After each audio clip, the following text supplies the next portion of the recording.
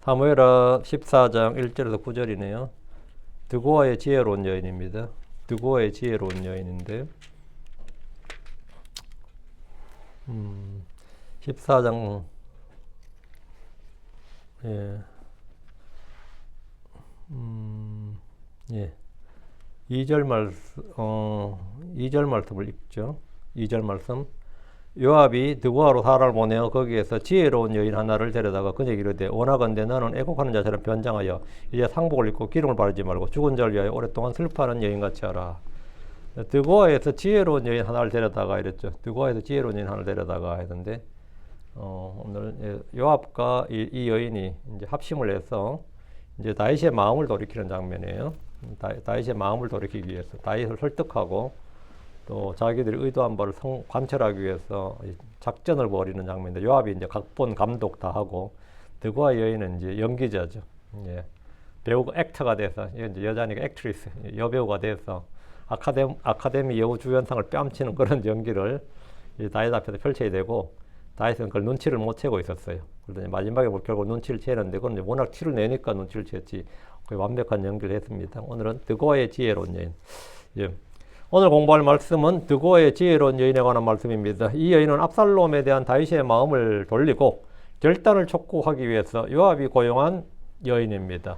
압살롬이 암논을 제거하고 어머니의 나라인 그술로 도망가서 3년을 지냈습니다.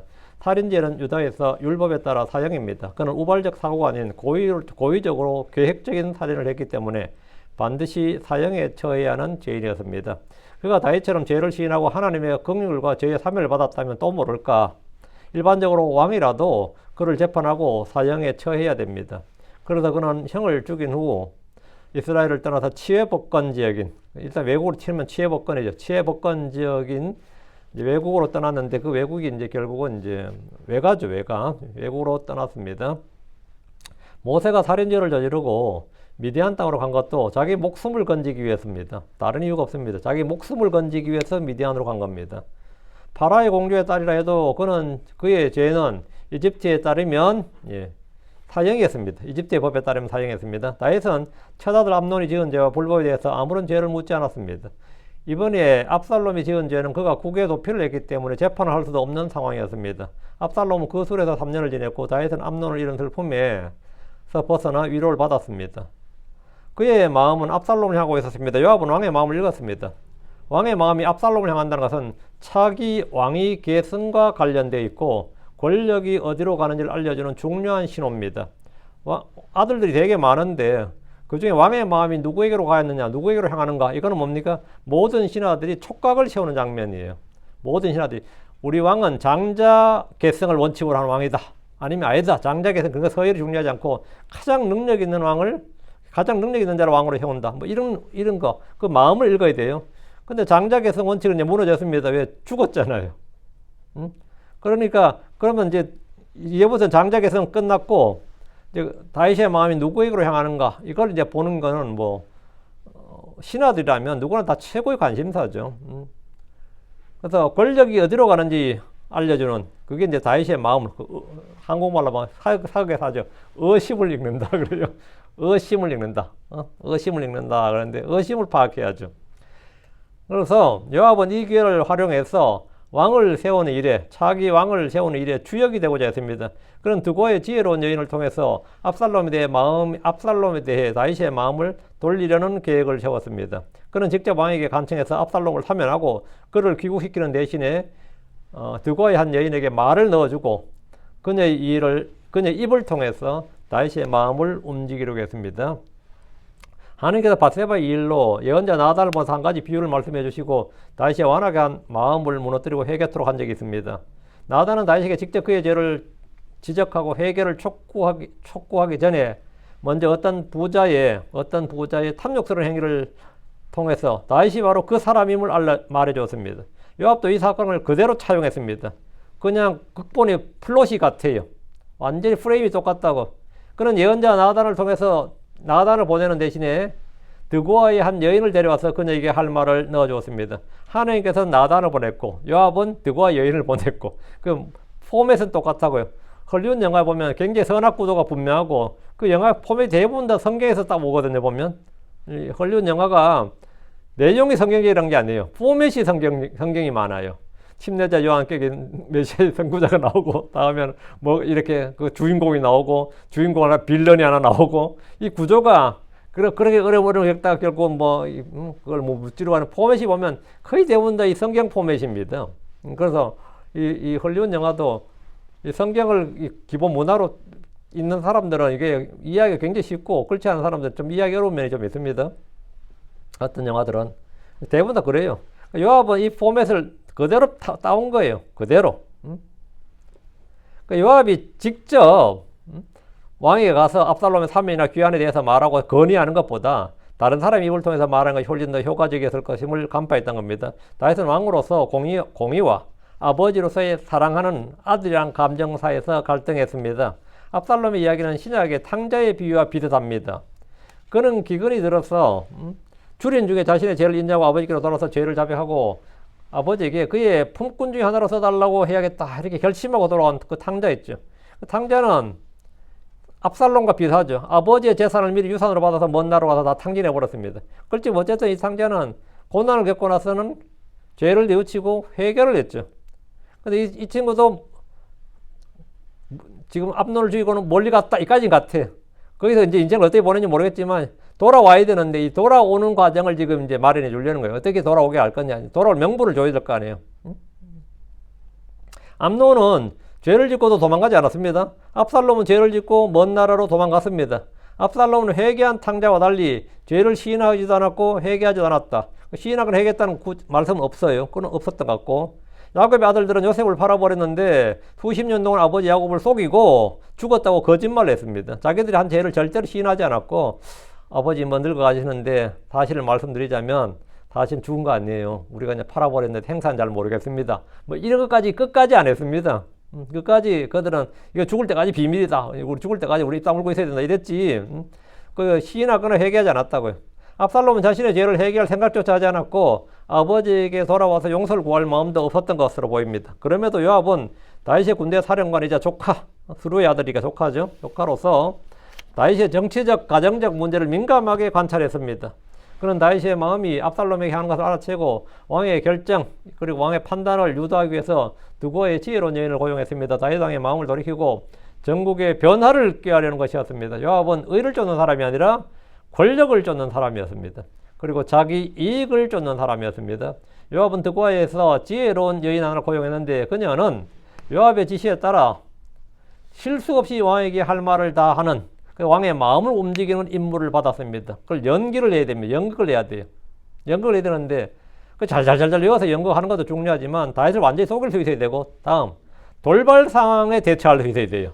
갑자기 다윗이 딱 무슨 일이냐 했다든가 중간에 자기가 전혀 예측하지 못한 다윗의 질문이 나오거나 아니면 다윗이 뭐 성질을 내거나 아니 어떻게 해서 이 돌발 상황 예측하지 못한 일이 일어났을 때 그걸 능란하게 감당할 수 있는 여자여야 된다고. 그래서 지혜로운 여자가 필요한 거예요.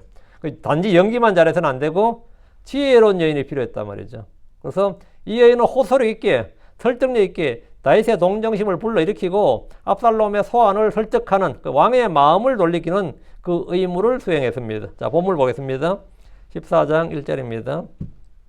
이제 스루아의 아들 요압이 왕의 마음이 압살롬에게로 향하는 줄 알아챘더라. 암논이 죽은 지 3년이 지났고 압살롬은 그동안 이스라엘을 떠나 도피 생활이자 망명객으로 그 술에 있었습니다. 이제 스루아의 아들 요압이 왕의 마음이 압살롬에게로 향한 줄 알아챘습니다. 왕의 만아들들 중에서 왕의 마음이 누구에게 가는지 누구에게 있는지 아는 것은 권력에 민감한 신하들에게 가장 큰 관심사입니다. 이거는 어느 왕조국가에서는 다 마찬가지입니다. 차기 왕은 누가 될 것인가? 줄을 잘 서야 되거든요. 차기 왕은 누가 될 것인가? 이거는 누구에게 가장 큰 관심사예요. 차기 왕이 누가 될 것인가? 이것은 요압에게도 매우 중요한 문제였습니다. 스루의 아들 요압은 첫째 아들 암논이 죽은 상태에서 유력한 차기 후보는 누구일까를 주목했고 왕이 어느 아들에게 관심이 있는가? 이걸 딱 살피고 있었어요. 압살롬은 형제를 죽인 살인자란 중대한 결격 사유가 있어서 사실 정치적으로는 사망 상태입니다. 이 정치적 사형이라고 이거는. 형제를 죽인 놈이 무슨 대권을 도전한단 말이죠. 한국은 가능하겠다.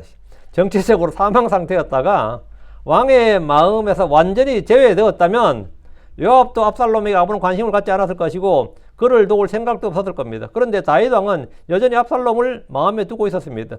요압은 왕의 마음을 알아챈 겁니다. 이때 이런 때 그가 할 일은 왕과 압살롬을 화해케 하는 것, 그리고 그를 다시 예루살렘으로 불러오는 겁니다. 저는 이 요압을 보면 주님이 말씀하신 불의한 청지기가 많이 생각납니다. 누가 보면 불의한 청지기 기억나십니까? 누가복음 16장에 나오는 누가복음 16장 8절에 이에 그 주인이 그 불의한 청지기를 칭찬하였으니, 불의한 청지기가 뭘 잘했다고 칭찬받아요? 왜 칭찬받았어? 이는 그가 지혜롭게 행하였기 때문이요. 세상의 자녀들이 그들의 세대에서는 빛의 자녀들보다 더 지혜롭기 때문이니라. 불의한 청지기는 자기가 해고될 줄 알았죠. 자기 잘못한 거 들통난단 말이에요.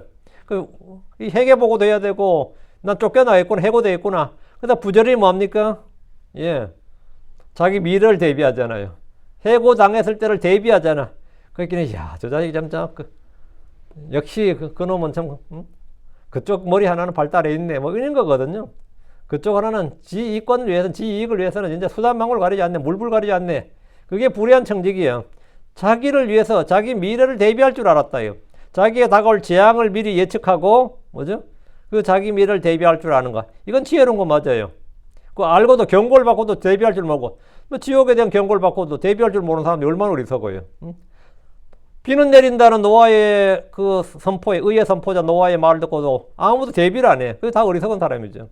롯의 말을 들은 사람들, 그 사위들은 어리석은 자들이었습니다. 가족들 다 왜? 재앙을 듣고도 대비할 줄 모르잖아. 근데 불의한 청지기는 최소한 자기가 의롭지는 않고 선하지도 의롭지도 않지만 부정부패로 얼룩진 인생일지 몰라도 최소한 내 앞길 하나는 내가 준비한다. 근데 이게 참 안타깝게도 이 세상의 자녀들이 그들의 세대에서는 빛의 자녀들보다 더 지혜롭기 때문에, 빛의 자녀들도 뭡니까? 뭐 은퇴 준비도 안 하고 다 믿음으로 나오면서 미래를 대비할 줄 모르는데, 더 중요한 거는 뭐 하늘의 유업 상급 영혼을 대비할 줄 모르는 거예요. 그냥 이대로 살다 그냥 죽는 거지 뭐. 이런 식으로 그냥 뭐 저는 그냥 교회만 열심히 다닌다 그걸로 만족해요. 이러면서 하느님 주시는 상속이나 유업이나 상급이나 보상이나 영광에 대해서 별로 관심이 없어요. 세상 사람들 자기 먹거리를 위해서다, 노인을 위해서라도 적금 들고 연금 들고 뭐 들고 다 하잖아요. 그러면 난 하나도 안 준비 안 해놨는데 난 주님을 믿고. 세상 사람들 그거 더 지혜롭다고.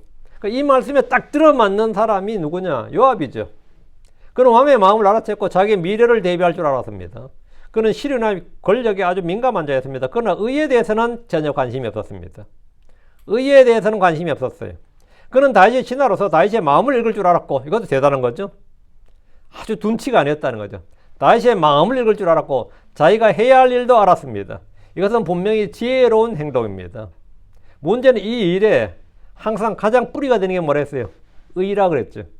모든 일의 뿌리는 뭐냐? 근본은 뭐냐? 의야. 의가 없으면 아무것도 안 해요. 쿠데타를 해도 말이죠. 반정을 하든 혁명을 해도 뭐가 있어야 돼요? 사람을 죽여도 의가 있어야 돼요. 의가 있으면 사람 죽여도 살인 아닙니다. 의가 있어도 사람 죽이면 살인 아니에요. 의가 있으면. 의는 모든 일의 뿌리입니다. 그래서 옛부터 혁명을 하려도 뭐라 그래요? 대의 명분이라죠. 대의가 뭐죠? 의가 일단 대의해야 돼. 큰 의. 그냥 의도 아니고 대의가 있어야 된다. 그게 명분이 되는 거예요. 대의. 그 대의를 뭐라 그러냐면 아마 법통이 있다 그래요. 법적으로 내가 지위 인정을 받는다 이거예요. 법적으로. 법적으로 나는 문제가 없다. 이 법통이 있어야 되고 대의 명분이 중요했습니다. 이 범죄자들도 지금 뭐 난리치는데 대의 명분이 없으면 정통성이 안 돼요. 요압은 다윗에게 압살롬과 화해를 주선했고 그를 다시 왕국으로 복귀시킬 명분을 제공해 주려 했습니다. 압살롬을 법의 심판이나 정의의 심판대에 세우지 않고 자연스럽게 왕이 압살롬을 불러오게 하려면 그에게 어쨌든 명분을 제공해야죠. 다윗도 불러오고 싶어도 체면이 있잖아요. 최소한 명분을 제공해야죠.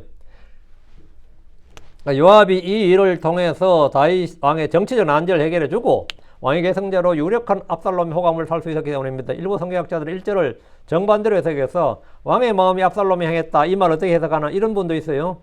다윗 왕이 그를 치러 나가려 한다는 식으로. 그래서 요압이 그걸 미리 차단했다. 이런 식으로 해석하는 분들도 있습니다. 근데 이 본문만 읽어가지고는 그렇게 생각하는 사람도 있구나. 여러분 생각하시면 돼요. 요압은 다윗이 압살롬을 치지 못하도록 막았다는 식의 이제 그런 식의 해석인데, 예. 제가 볼 때는 그게 아니라, 예. 다윗 왕이 압살롬에게 관심이 있었어요. 이게 2절입니다. 이에 요압이 드고아로 보내어 거기에서 지혜로운 여인 하나를 데려다가 그녀에게 말하였더라. 내가 내게 청하건대 내 자신을 애곡하는 자처럼 변장하라. 그리고 이제 상복을 입어라. 또 기름을 바르지 말며 죽은 자를 위해 오랫동안 애곡한 여인같이 하라. 한마디로 말해 분장하라 이 말이죠. 네가 지금부터 연기자다. 분장해라 이 말이야. 어떻게? 역할은 뭐죠? 애곡하는 여인이야. 아들 잃어버리고 오랫동안 애곡하는 여자로 분장해라. 이러면 이제 좀 이제 또 영화 세트장에서는 막 분장술사들이 막 분장해주죠. 옷도리 입히고. 그러면 진짜 요즘 배우들은 무조건 잘 나오려도 이 노비가 이빨이 가지런해. 어때요? 조선시대, 고려시대 노비로 나온 여자가 이가 완전히 가지런해. 하얀 가지런한 이를 가지고 있어. 그러니까 실감이 안 나잖아요. 그리고 노비로 나오는 여자가 분장을 하고 있어. 그것도 하얗게 분장하고 있어. 그럼 그게 사실이 안 되죠. 그냥 그렇게 분장을 해야지. 노비다운 분장을 해야 되고, 그렇게 해야 되는데, 전부 다 지 잘 나오게 하고 싶으니까 그렇게 안 하고, 그런데 지금 요압은 다 그래 분장을 시키는 거예요. 변장하란 말이에요. 요압은 드고아로 사람을 보내서 지혜로운 여인 하나를 찾았습니다. 드고아는 아셀 지파에 속한 도시, 베냐민 지파에 속한 도시라 보는 분들도 있지만 역대기하 11장 5절에 따르면 드고아는 유다 지파에 속한 도시로 보입니다. 제롬에 따르면 드고아는 예루살렘에서 약 12마일 떨어져 있는 도시로 예언자 아모스가 이곳 출신입니다. 요압은 드고아에서 지혜로운 여자를 찾았는데 여기서 지혜롭다는 것은 그가 지시하는 말을 왕 앞에서 실수가 없이 그대로 적용해낼 수 있는, 그리고 내가 많은 말을 다 외워가지고 그대로 완벽히 소화해서 자기 말로 할 수 있는 사람이에요. 외워서 해가지고 그냥 국어책 읽듯이 말하면 안 되고 진짜 자기처럼 완전히 이 대사를 소화하고 이 감정까지 완전히 표출할 수 있는 그런 사람이 된다고. 그 작전을 실수 없이, 지시사항을 실수 없이 수행해낼 수 있는 능력. 그 요압이 넣어주는 말을 왕 앞에서 설득력 있게 동정심을 불러일으키면서 공감을 불러일으키고 그 마음을 얻는 그런 연기. 이건 뭐죠? 예. 혼을 담은 연기. 그런 말 있잖아. 혼을 담은 연기. 거짓말도요. 구라를 쳐도 혼을 담은 구라를 치면 그거 속는다 그러잖아요. 혼을 담은, 이거 말하고 표정이라 보면 사람이 그 말만 듣는 게 아니거든요. 그 사람 표정이나 그것까지 다 보거든요. 음색까지 다 해서 판단하기 때문에 그러면 거짓말처럼 안 들리던데 그렇게는 안 보이던데 이런 말을 하거든. 그런 여자가 필요하다고 지금. 연기를 해서 제대로 할 수 있는, 완벽하게 연기하고 다윗이 깜빡 속을 수 있는. 와 진짜 네 이야기 들어보니까 내가 다 슬프다 야 이렇게 돼야 돼. 최소한 네 사정 들어보니까 내가 다 슬프다 이렇게.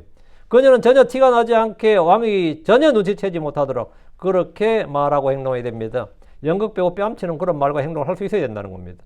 요압은 그녀에게 내 자신을 애곡하는 사람처럼 변장하라고 했는데 마귀는 속이는 자요 거짓이요 무엇이든지 위조하고 가장하고 변장하는 자입니다.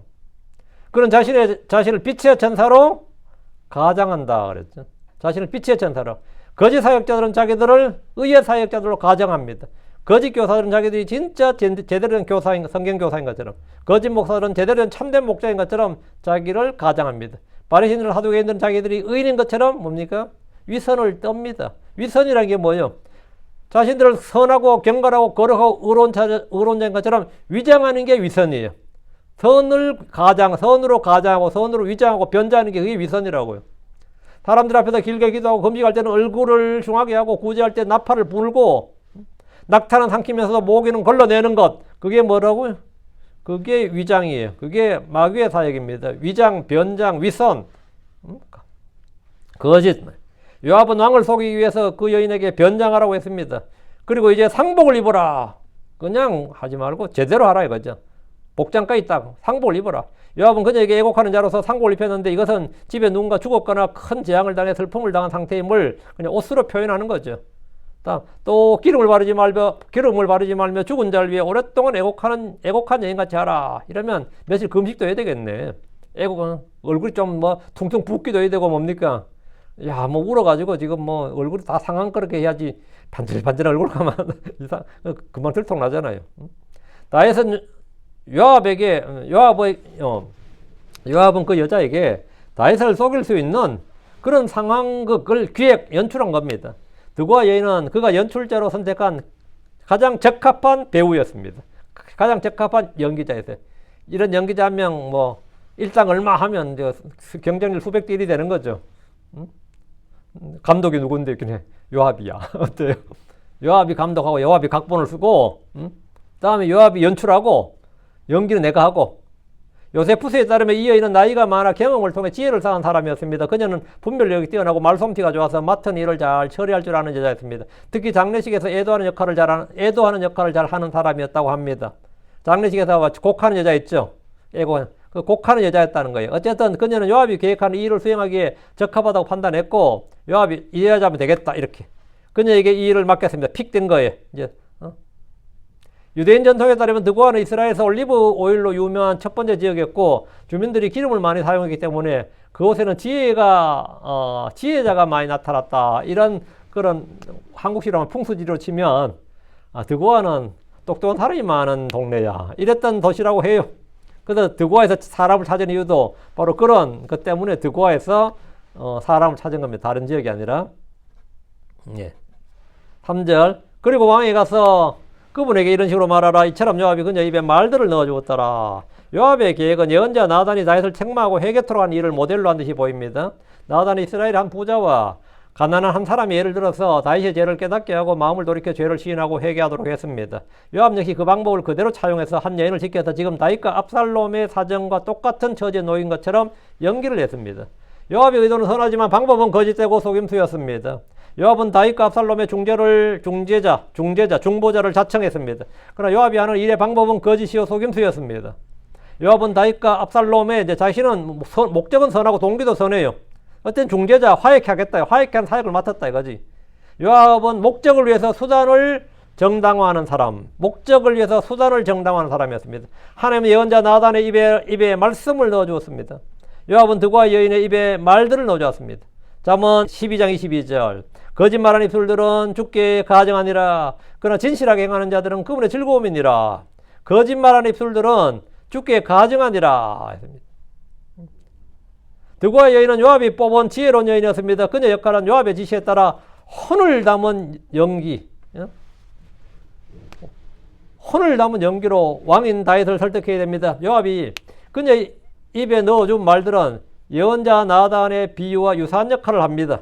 그녀는 왕 앞에서 뭐 주눅이 들거나 떨거나 아니면 실수를 하거나 뭐 너무 뻣뻣하게 하거나 이래가지고 좀 이 여자 왜 이러냐 이렇게 되면 안 되고 자연스럽게 정말 그런 슬픔을 당한 여인처럼 그렇게 자연스럽게 그렇게 말하고 표정을 짓고 음색도 그래야 되고 행동도 그렇게 해야 되고 그래서 설득력 있게 실수 없이 다윗의 동정심과 공감을 이끌어내고 다윗에게 판단을 받아내야 돼요.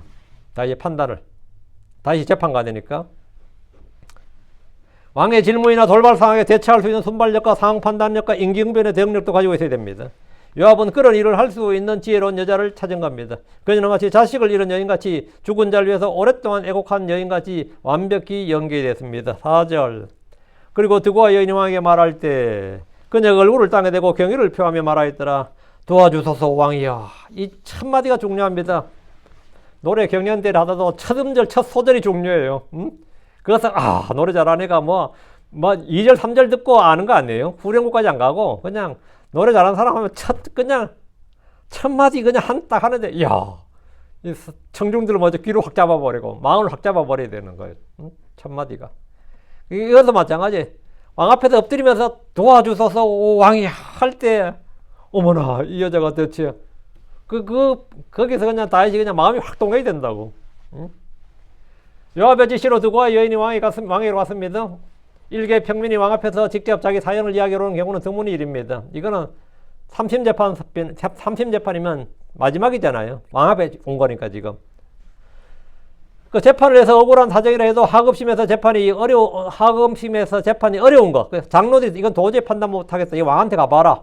이렇게 올려주는 재판이 된단 말이에요. 하급심에서 안 되는 재판이 어려운 일만 왕에게로 가는 겁니다. 청원하게 됩니다. 드고아 여인이 왕에게 가져온 사정은 정확히 다윗의 아들 암논과 압살롬의 사건과 같은 것이었습니다. 드고아 여인은 왕에게 말할 때 자기 얼굴을 땅에 대고 경의를 표했는데 이것은 왕에 대해 경의를 표하는 예의고요. 드고아 여인은 이제 준비한 대로 요압이 자기에게 말을 넣어준 대로 왕을 속이는 말과 표정으로 연기를 시작했습니다. 한편의 연극이 시작된 겁니다. 도와주소서 왕이여. 이게 이제 첫 마디였습니다. 이게 뭔 일이야? 뭔 말이냐? 그 왕이 이제 반응을 해야죠. 이 한마디에 그냥 모든 게 묻어 있어야 돼요. 진짜 급박하고 다급하고 슬프고 이제 애통하고 왕이 진짜 뭐 관심을 확 가질 만큼 대체는 뭔 일이냐 이런 마음이 들어지죠. 5절. 그리고 왕이 그녀에게 말했더라. 무엇이 너를 괴롭게 하느냐. 이에 그녀가 대답하되 나는 참으로 과부인 여자요. 내 남편은 죽었나이다. 아이고 이거 들으면 어때요? 참으로 나는 과부고 내 남편은 죽었나이다. 이제 사정이 가정사가 나오는 거죠.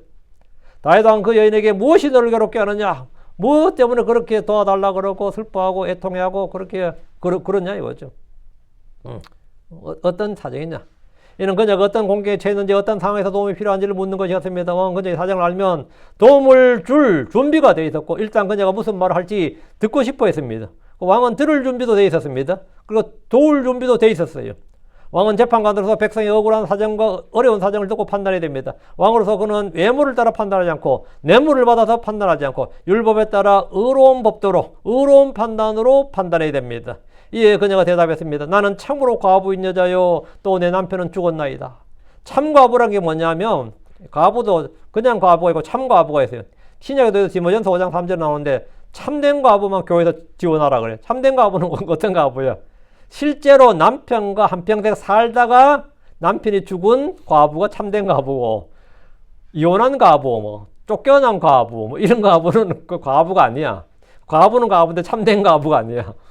성경에서 말하는 참된 과부는 이제 이혼하거나 버림받은 여자가 아니라 실제로 남편과 살다가 사별한 이런 여성을 이제 참된 과부라 그럽니다. 그녀가 이렇게 말한 것은 다윗 왕의 동정과 연민을 불러일으키기 위한 것입니다. 다윗은 하나님을 대신하여 최고 통치자로서 고아의 아버지이자 과부의 재판관 역할을 하는 사람이었기 때문입니다. 물론 이 말은 이 여자가 한 말은 사실이 아니라 미리 준비된 각본에 따라 준비된 이제 말이었죠. 거짓말이었죠 아마 사실은. 이 여자는 다윗을 속일 수 있을 만큼 충분히 숙달된 연기를 펼치기 시작했습니다. 6절. 또 당신의 여종에게 아들 둘이 있었는데 그들 둘이 들에서 서로 싸웠나이다. 그러나 그들을 떼어놓을 사람이 아무도 없었으며 하나들이 다나들을 쳐서 그를 죽였나이다. 야 이거 보통 일반 평범한 가정에서 잘 안 일어나는 아주 특이한 예죠. 그 당시 특히 더 했겠죠. 이런 가정사 들으면 어머나 그런 일이 그 집에 그런 일이 이런 사정이에요. 그녀는 다윗 앞에서 준비된 거짓말을 자연스럽게 말했습니다. 또 당신의 여종에게 아들 둘이 있었는데 그들 둘이 들에서 서로 싸웠나이다. 이것은 다윗이 아들 암논과 압살롬을 비유한 겁니다. 그녀는 계속해서 말했습니다. 그러나 그들을 떼어놓을 사람이 아무도 없었으며 이 말은 둘이 격렬하게 싸웠다. 아니면 뭐 어떤 거야. 떼어놓을 사람 아니면 들에서 싸웠기 때문에 목격자나 증인이 없었다. 뭐 이런 것도 있고요. 이것도 암논과 압살롬의 사정을 고려한 말입니다. 암논이 압살롬에게 죽은 것도 들이었습니다. 아벨이 가인에게 죽은 것도 들판이었습니다. 요셉이 형제들의 죽임을 당할 뻔했던 것도 양들을 먹이는 목초지 그 들판이었습니다. 다 들에서 일어난 일이었어요. 들에서는 그들이 무슨 일을 했는지 증언할 사람이 아무도 없습니다.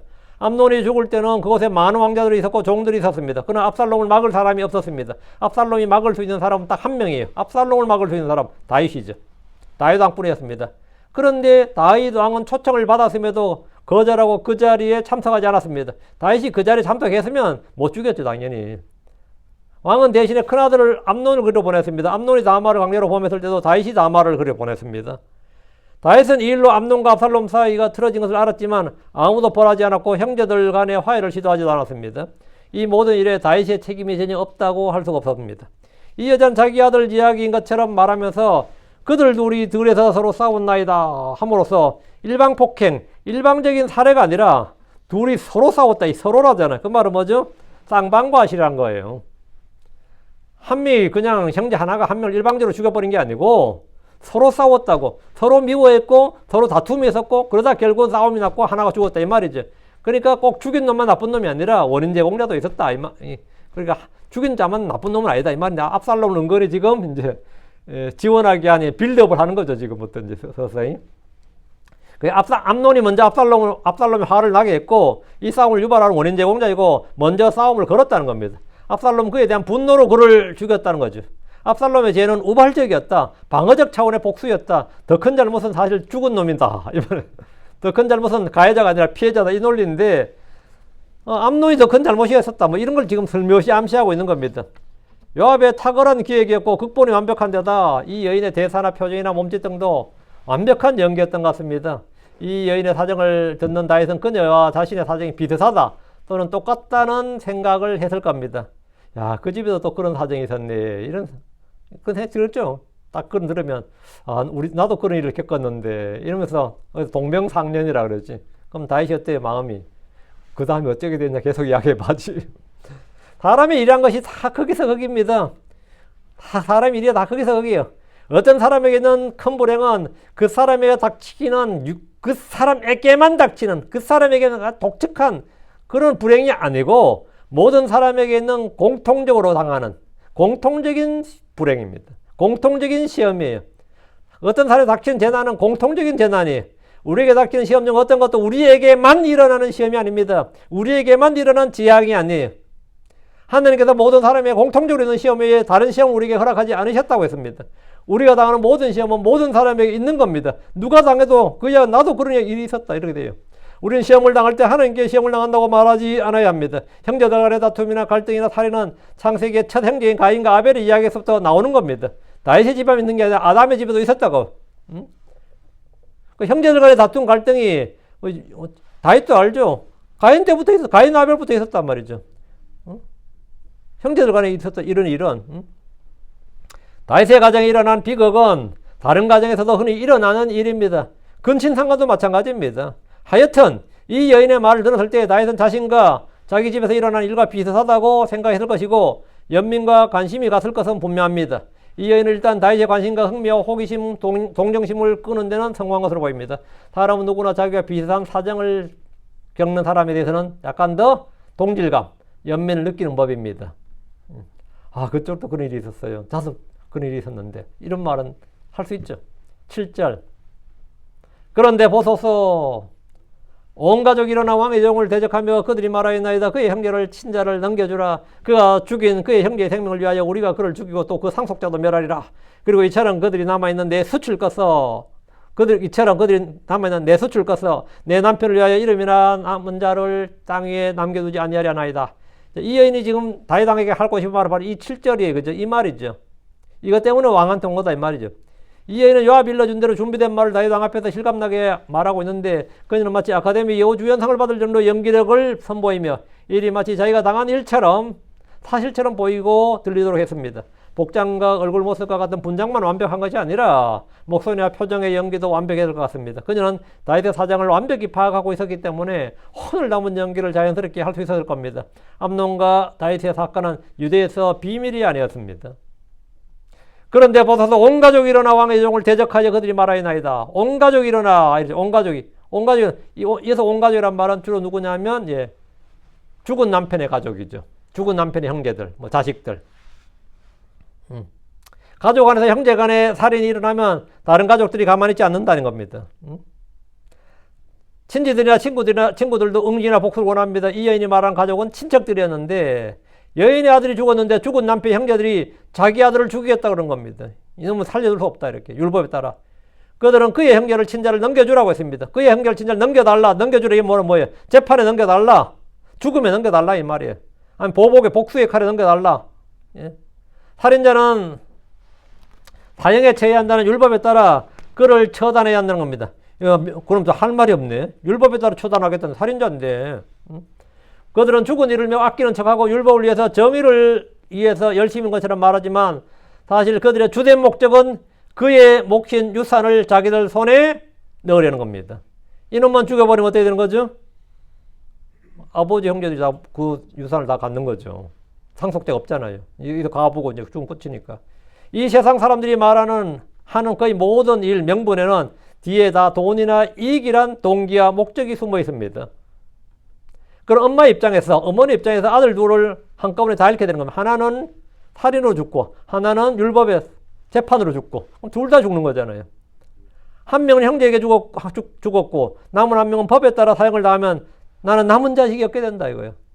그들은 그가 죽인 그의 형제의 생명을 위하여 우리가 그를 죽이고 또 그 상속자도 멸하리라 하죠.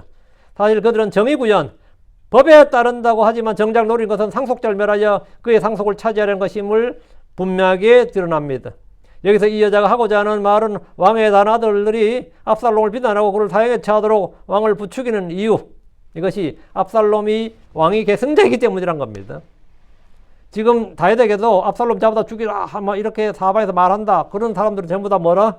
자기 아들의 친척, 자기 친척들과 같은 놈들이다. 사실은 상속을 노리는 건데 압살롬의 왕위 계승을 박탈하고 사실 그게 목적이다 이제. 그래서 압살롬을 제거함으로써 자신들이 왕위에 오를 기회를 만들려 한다는 점을 말하고 있는 겁니다. 압살롬을 법에 따라 처단하자, 심판하자, 죽이자는 것은 정의구현인 것처럼 하지만 모두 이런 이기적인 동기와 목적이 있다는 점을 왕에게 말하고 있습니다. 다시 7절. 그리고 이처럼 그들이 남아있는 내 수출 꺼서 내 남편을 위하여 이름이나 남은 자를 땅에 남겨두지 아니하려나이다. 과부인 그녀에게 두 아들 중 하나가 죽었고 지금 아들 하나만 남았는데 그는 마치 재 속에 남은 한 점 불치와 같다는 겁니다. 그죠? 남아있는 내 수치단 말이죠. 내 수. 이것 꺼지면 그냥 끝난단 말이죠. 그는 그녀의 가문을 지탱하고 남편의 이름을 이어가며 가문을 살려줄 유일한 희망이었습니다. 비록 뭐 살인자였긴 하지만 어쨌든 그렇단 말이죠. 이 사람이 상속자라고. 이 아들이 죽으면 그녀의 가문은 완전히 끊기게 되고 상속은 죽인 자들의 몫이 됩니다. 이 부분은 다윗의 사정과 크게 달랐습니다. 압살롬 율법에 따라 사용된다 해도 다윗에게는 왕위를 이을 아들들이 충분히 있었고 그의 이름은 계속해서 이어질 수 있기 때문입니다. 이 여자가 말하는 이런 사정은 실제로 당시 이스라엘 곳곳에서 일어나는 일이었습니다. 신족들이 율법을 이용해서 남의 상속을 가로채는 일입니다. 특히 과부나 아버지 없는 아이의 재산을 노린 것은 너무나 흔한 일이었습니다. 인간의 탐욕은 시대를 가리지 않고 지역이나 종교를 가리지 않습니다. 특히 범법이나 불법이 발견되면 그것으로 엮어서 상속권을 박탈해버리고 차지해버립니다. 상속자를 죽여서 상속을 차지하는 일은 중세와 근세의 유럽에서도 자주 발생했습니다. 종교재판이나 마녀사냥이라는 말을 들어보셨을 겁니다. 종교재판이 왜 그렇게 성행했느냐, 그렇게 오랫동안 성행했느냐 하면 종교재판을 위해서 노리는 사람의 재산을 몰수하기 위해서였습니다. 그게 가장 큰 일이었어요. 독일의 밤베르크 마녀 재판이라는 그게 제일 유명한 겁니다. 제일 유명한, 종교재판은 그게 제일 유명한 사건인데, 이 유명한 사건이 몇 개 있는데, 한 1000명이 죽었어요. 그 종교재판에서. 그러니까 피고인의 재산이 몰수되어서 누구한테 갔을 것 같아요? 국고로 귀속한다? 누구한테 갔어요? 주교와 재판 관계자들에게 분배되었습니다. 주교와 재판관들에게. 부유한 상인과 지주와 심지어 귀족들까지 마녀로 고발당해서 재산을 잃었습니다. 정적을 제거할 때도 자주 써먹은 방법입니다. 그러면 그걸 다 차지할 수 있었죠. 예를 들어 밤베르크의 부유한 가문 출신인 드로테아 플링크는 마녀로 고발되어 1630년에 처형되었고 그녀의 재산은 몰수되었습니다. 재판 과정에서 피고인들은 고문으로 강제된 자백을 통해서 마녀로 낙인 찍혔고 이로 인해 그들의 재산은 합법적으로 몰수되었습니다. 몰수된 재산은 주교의 재정 충당과 재판 비용과 그리고 지역 권력자들의 사적 이익으로 사용되었습니다. 남의 재산과 상속을 차지하기 위해서 마녀로 고발하고 종교재판소로 보내 죽이고 그들의 재산을 차지한 일은 흔한 일이었습니다. 상속자의 범법이나 불법이 있으면 그것을 이용해서 그를 감옥으로 보내버리거나 죽여서 그의 재산을 합법적으로 탈취하는 방법인데 이런 복음서에도 나옵니다. 우리가 상속자를 죽이자 이렇게 나오잖아요. 그걸 우리가 차지하자는 거예요. 상속자를 죽이자 하고. 그리고 과부의 재산을 삼킨다. 이것도 마찬가지입니다. 과부들은 주된 타겟이었습니다. 드고와 여인은 이처럼 그들이 남아있는 내 소출 것으로라고 했는데 하나 남은 자식마저 죽여서 자신의 남편을 위하여 이름이나 남은 자를 땅에 남겨두지 아니하려 한다고 왕에게 사정을 알리고 도움을 청한 겁니다. 이 모든 것이 속임수 연기지만 실감나게 말했는데 이스라엘 내에서 전혀 없는 상황이 아니라 얼마든지 발생하는 일이라 설득력이 있었고 공감되는 일이었습니다. 그래서 다시 내가 왕으로 있는 이상 내 백성에게 이런 일이 있어서는 안 된다. 이런 마음이 들어 안 들어요? 들죠, 당연히. 그녀는 자기 아들을 살려달라는 청을 하고 있습니다. 모든 죄와 불법의 심판의 형벌이 최고는 아니고 용서와 긍휼이 더 큰 것이 아니냐. 지금 이렇게 말하는 겁니다. 8절. 이에 왕이 여인에게 말했더라. 내 집으로 가라. 그리하면 내가 너에 관하여 명령을 내리라. 내 집으로 가라. 이건 돌발 상황이었어요. 이렇게 나올 줄은 몰랐죠. 다시 뭔가 가타부타 말을 해줘야지. 내 집으로 가라. 그리하면 내가 너에 관하여 명령을 내리라. 너에 관하여 명령을 내려가면 조사를 명할 수도 있고 증인을 찾을 수도 있고 맞죠? 왜 재판관은 기본적으로 율법에 따라 뭐 해야 된다고요? 면밀하게 세세하게 조사를 해야 돼요. 그 다윗은 이제 사정은 들었으니까 이제 조사를 명해야 되죠. 다윗 왕은 사정을 듣고 고민할 수밖에 없었습니다. 쉽게 내릴 수 있는 판단이 아니었습니다. 한쪽 말만 듣고 내릴 수 있는 판단이 아니었다고요. 율법과 사랑, 심판과 긍휼이 정면으로 부딪히는 또 이런 난제였습니다.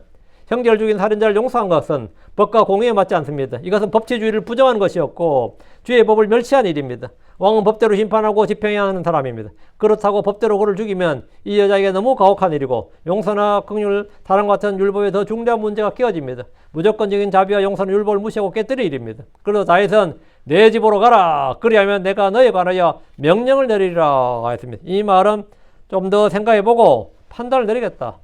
이것은 다윗으로 쉽지 않는 일이다. 좀 더 조사를 해보겠다. 이건데 조사가 들어가면 큰일 나죠. 다 거짓말인데. 다윗은 이 여인의 일에 대해서는 좀 시간을 갖고 조사를 해보겠다. 이 여자의 말만 덜컥 듣고 재판한 것은 옳지 않습니다. 그래서 내 집으로 가라. 그리하면 이것은 철저한 조사를 하겠다는 암시입니다. 만약 그녀가 말한 상황이 사실이라면 왕은 그녀의 청원대로 그녀의 아들을 내줄 필요가 없게 하고 아들의 목숨을 노린 자들로부터 안전하게 보호받도록 조치할 것입니다. 그리고 이제 긍정적인 암시는 준 거죠. 내가 조사해보고 맞으면 뭐 네 소원 들어줄게. 이런 암시는 됐죠. 판단은 안 해. 판결하지 않았어요. 그러나 이런 모두 꾸며낸 이야기이기 때문에 다윗이 조사를 개시하면 모두 거짓으로 드러나게 되고 왕을 모독한 이 여자는 처벌을 받게 될 겁니다. 9절. 이에 드고와 여인이 왕에게 말했다. 내 주의 오왕이여. 돌발상을 잘 대비해. 이게 지혜로운 여자예요. 내 주의 오왕이여. 그 불법은 나와 내 아버지 입에 임할 터인즉 왕과 그의 왕자는 무죄하리다. 그녀는 왕이 자신의 이야기를 조사할까 두려워했던지라 이 자리에서 왕이 즉시 결정을 내려주시기를 간절히 바랐습니다. 지금은 돌발 상황이에요. 왕이 어떤 반응을 보이는지에 따라서 이 여인은 적절하게 대응을 해야 됩니다. 이것은 요압이 일일이 다 연습시킬 수 없는 일이었습니다. 현장에서 즉각적으로 적절하게 대응하는 것은 현장에 있는 이 여자의 몫입니다. 그녀는 다윗 왕이 집으로 가라고 했을 때 큰 위기였습니다. 왕의 판결을 받지 않고 그냥 집으로 가버리면 이 일을 꾸민 요압의 계획은 실패로 끝나고 본래 이거 하러 여기까지 이야기하러 온 거 아니잖아요. 뒤에 뭐 할 말이 더 있는데 집으로 가라고 그래버리면 여기서 끝나버리면 어떻게 된 거예요?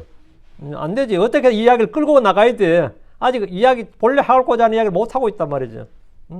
어떻게든 끌고 나가야 된다고. 예. 그래서 다윗에게 압살롬의 이야기를 꺼내고 그를 예루살렘으로 돌아오도록 왕의 허락과 명령 그런 판단을 받아내야 됩니다. 누가 여인이 지혜로운지 여부는 사실 여기서 나타납니다. 그녀는 요압이 맡긴 임무를 완전히 숙지하고 있었고 왕을 어떻게 설득해야 되는지도 꿰뚫고 있었습니다. 다시 9절. 내 주의 오왕이여. 급해졌어요. 그 불법은 나와 내 아버지 집에 임할 터인즉 왕과 그의 왕자는 무죄하리다. 이 말은 뭐예요? 그녀가 만약 사실을 왜곡하나 거짓말로 왕을 속였다면 그 죄책과 처벌을 자신과 자신의 가문이 감당하겠다. 자기 집이 감당하겠다 이거예요.